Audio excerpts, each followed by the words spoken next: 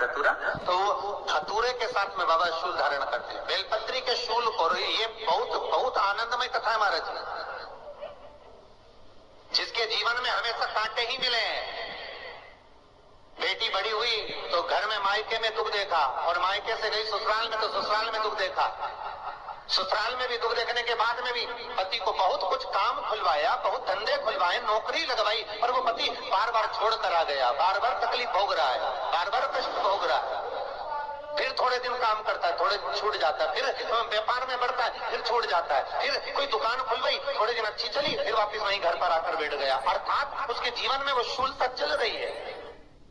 तो बाबा देवाधिदेव महादेव कहते हैं, ये 3 घड़ी 3 पल 3 नक्षत्र 3 समय 3 दिन में जो शूल मुझे समर्पित करता है, उसके जीवन से मैं शूल हटा देता हूं। वो 3 दिन लिखे स्कंद पुराण में।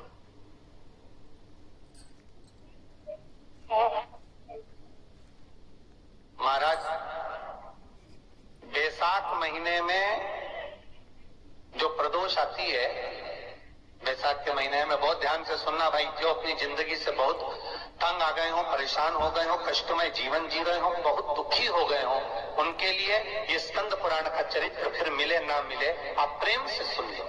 आओ, पहला बैसाख महीने की प्रदोष, चाहे वो शनिचरी प्रदोष हो, चाहे रविवार की हो, सोमवार की हो, मंगल की हो, बुधवार की हो, गुरुवार की हो, शुक्रवार की हो, शनिवार की हो, कोई भी वार की हो, पर बैसाख महीने की प्रदोष, प्रदोष काल में शाम का समय सूर्य डूब रहा हो, बस डूबा ही हो, और उस समय पर सूर्य के डूबन के तुरंत बाद बाबा को धतूरे के साथ में बेलपत्री ना चढ़ाते हुए बेलपत्री के वृक्ष के 7 कांटे बाबा के शिवलिंग पर समर्पित करे जाते हैं महाराज, अपनी जिंदगी में अड़चनों को हटाने के लिए। फिर आप जिस व्यापार में उतरे, जिस व्यवसाय में उतरे, जिस नौकरी में उतरे, आप दिल से करें, आपको तरक्की मिलेगी। आप हार नहीं सकते, नीचे नहीं आ सकते, उन्नति पर ही चढ़ेंगे। एक वैशाख मास की प्रदोष, दूसरा शिवरात्रि के दिन मध्याह्न का समय महाराज, जो बड़ी शिवरात्रि होती है माघ की, बड़ी शिवरात्रि के अंतर्गत मध्याह्न का समय, दोपहर के ठीक 12 बजे, चाहे फिर वो कोई भी दिन हो महाराज, शिवरात्रि जिस दिन पड़ रही हो,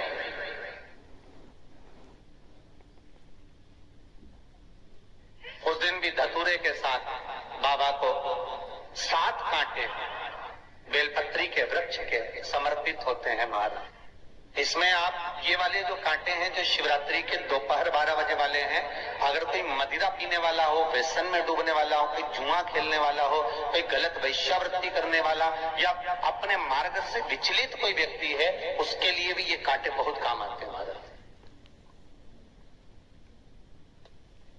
दूसरा, पार्वती, तेरे द्वारा तेरे नयन अश्रु से जो प्रगटा हुआ बेल का वृक्ष है, द्वितीय शूल में वहां धारण करना, तृतीय शूल, तीसरा शूल जो वर्णन करा गया महाराज। भगवान श्रावण के महीने में जो भी दूसरा सोमवार पड़े, जो भी पड़े, श्रावण के महीने का जो दूसरा सोमवार होता है, उस दूसरे सोमवार में रात्रि के समय पर, अर्थात शास्त्र अब घड़ी और पल का स्मरण करेंगे तो रात्रि के बजेंगे 10 से 12 बजे महाराज, 10 से 12 के बीच में धतूरे के साथ बाबा को शूल समर्पित होता है महाराज। ये भी हमारी बाधाओं को, हमारी तकलीफों को, व्यापार व्यवसाय के लिए, नौकरी सर्विस के लिए, बहुत सारे एग्जाम में आप बैठ लिए, गवर्नमेंट एग्जाम के लिए बैठ लिए, नहीं हो रहा, ये 3 बार मेरे शंकर को बेलपत्री के वृक्ष के शूल समर्पित होते हैं, उसका आनंद पाना और उससे अपने को सुख प्राप्त करना।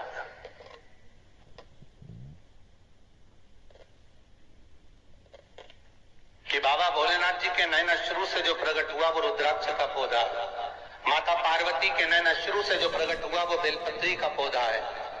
और उमा और महेश, जिस महेश के वंशज है महेश्वरी, जिनकी 12 धाम प्रगति है भगवान महेश के द्वारा,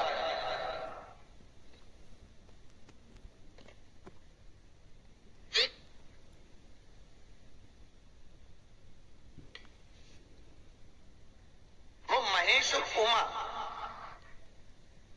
उमा और महेश का जो चरित्र है कि उमा और महेश का जब प्रागट्य हुआ, उमा और महेश जब दोनों आनंद में विभोर होकर जब चलते हैं और दोनों के बैठने से तप मुद्रा से जो पौधा उत्पन्न होता है वो शमी का पौधा।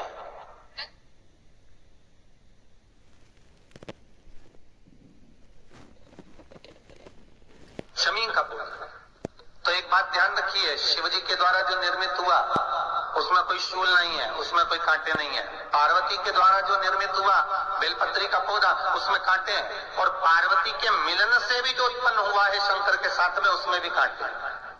शमी के पौधे में भी कांटे हैं, शमी के वृक्ष में भी कांटे हैं।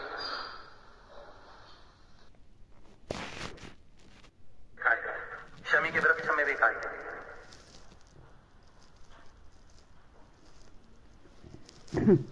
तो पार्वती जी स्कंद पुराण में प्रश्न कर रही है, मुझे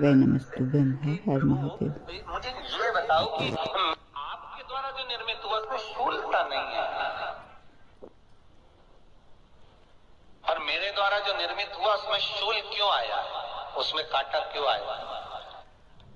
थोड़ा सा माताओं, मेरी जीजियों, आपको थोड़ा बुरा तो लगेगा इस प्रसंग को सुनकर, पर लग जाए, पर आज कथा निकली है तो सुन लो है कि शिव रुद्राक्ष को उत्पन्न कर रहे हैं, उसमें शूलता नहीं है। और पार्वती जी जो संग में मिली हैं उसमें भी शूलता है, और पार्वती के द्वारा जो प्रकट हुआ बेलपत्र उसमें भी शूलता है। तो भगवान महादेव बोलते हैं, पार्वती मैं तुझे कुछ कहूं और कहने पर तुझे तेरे हृदय में कोई बात चुभे, शूल लगे तो मुझे ठीक नहीं लगेगा। नहीं नहीं नहीं, आप कहिए प्रभु, मैं सुनने के लिए तैयार हूं, आप तो बोलो कि कारण क्या है। भगवान कहते हैं, पार्वती बस अंतर इतना है, नारी का जो स्वभाव होता है, स्त्री का जो स्वभाव होता है, उसके हृदय में छोटी छोटी बात के शूल बहुत होते हैं।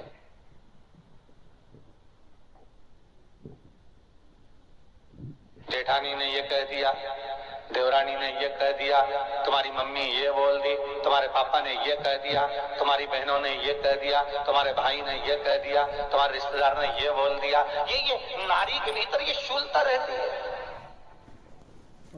तो पार्वती जी बोली कि जितना तप आपने करा उतना तप मैंने करा, और जितनी साधना आपने करी उतनी साधना मैंने करी, और जितना आराधना दिल से आपने करी उतनी आराधना दिल से मैंने करी, फिर इसमें शूलता कहां से आ गई? भगवान शिव बोले, बस पार्वती बात इतनी सी है कि जब मैं आराधना करने बैठता हूं तो मेरी दृष्टि में सम्मुख में कुछ नहीं होता। जब मैं आराधना करने बैठता हूं तो मेरी दृष्टि में मेरे सम्मुख में कुछ नहीं होता कि कौन ने क्या करा है, कौन ने क्या बोला है, कौन क्या कर रहा है, उससे मुझे मतलब नहीं होता, उससे मुझे कोई मतलब नहीं। पर पार्वती जब तू आराधना करने भी बैठती है ना, तो तेरी चित्त वृत्ति में कहीं ना कहीं किसी ना किसी रूप में कोई शूल आ ही जाता है।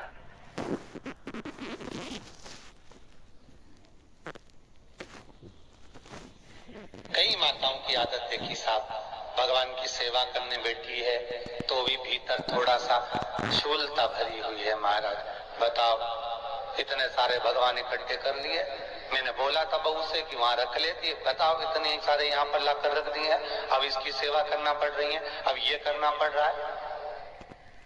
प्रसाद लेने के लिए रसोई घर में गई, भगवान का भोग लगाने के लिए, तो उसमें भी शूलता आ गई। इतने घंटों से मैं सामान ढूंढ रही, फ्रिज में मिल ही नहीं रहा, मैंने रख के गई थी, भगवान जाने कहाँ चले गए।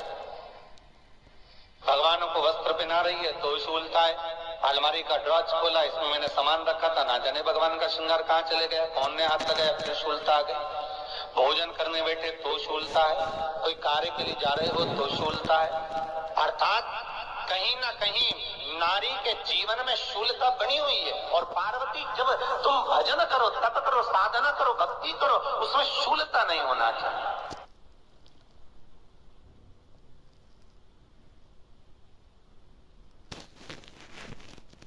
पार्वती जी ने कहा, भोलेनाथ, तो क्या आप मुझे स्वीकार नहीं करेंगे बेलपत्री के रूप में? क्या मुझे स्वीकार नहीं करेंगे शमीपत्र के रूप में? पद्म पुराण, स्कंद पुराण, लिंग पुराण, नर्मदा पुराण और शिव महापुराण, ये सारी पुराणे वर्णन करती है। पार्वती जी का खंड आनंद वर्षक कर रहा है, वर्णन कर रहा है। पार्वती खंड वर्णन कर रहा है, सती खंड वर्णन कर रहा है, उमा संहिता वर्णन कर रही है। क्या आप मेरा ये बेलपत्र का स्वरूप आप धारण नहीं करेंगे? श्री नमस्तुभ्यम हर हर महादेव। पूज्य प्रदीप मिश्रा जी के उपाय देखने के लिए चैनल को लाइक कमेंट और शेयर जरूर। मैं शूल धारण नहीं करूंगा, मतलब बेलपत्री में जो कांटे लगे रहते हैं, तुम खुद देखो। श्री शिवाय नमस्तुभ्यम हर हर महादेव। पूज्य प्रदीप मिश्रा जी ने कथा में बहुत अच्छी बातें बताई हैं। पूज्य प्रदीप मिश्रा जी ने बताया है कि औरत की जिंदगी में बहुत सूल होती है। पूज्य प्रदीप मिश्रा जी ने उपाय बताया है कि अगर हमारी जिंदगी में बहुत कांटे चल रहे हैं या बहुत भी परेशानियां चल रही हैं, तो हमें शिव रात्रि के दिन जो हर महीने आती है, एक धतूरा भगवान शिव को समर्पित करना चाहिए। पूज्य प्रदीप मिश्रा जी के बताए हुए उपाय और कथा बहुत अच्छी और अचूक होती है। अगर आप भी इसे करना चाहते हैं तो उसके लिए मेरे चैनल पर बने रहिए और लाइक कमेंट और शेयर जरूर करिएगा, फॉलो भी करिएगा और कमेंट बॉक्स में लिखिएगा। मेरा चैनल है धार्मिक वीडियो। पूज्य प्रदीप मिश्रा जी के उपाय और कथा आपको अच्छे से अच्छे सुनने को मिलेंगे। हर रोज नया उपाय, सोमवार, मंगलवार, बुधवार और बृहस्पतिवार का हर वार का उपाय अलग अलग पूज्य प्रदीप मिश्रा जी बताते हैं। आपको वो सभी उपाय मेरे चैनल पर मिलेंगे। इसके लिए प्लीज फॉलो जरूर कर लीजिएगा, क्योंकि अगले वीडियो का नोटिफिकेशन आपके पास आ सके। हर हर महादेव, जय शिव शंकर।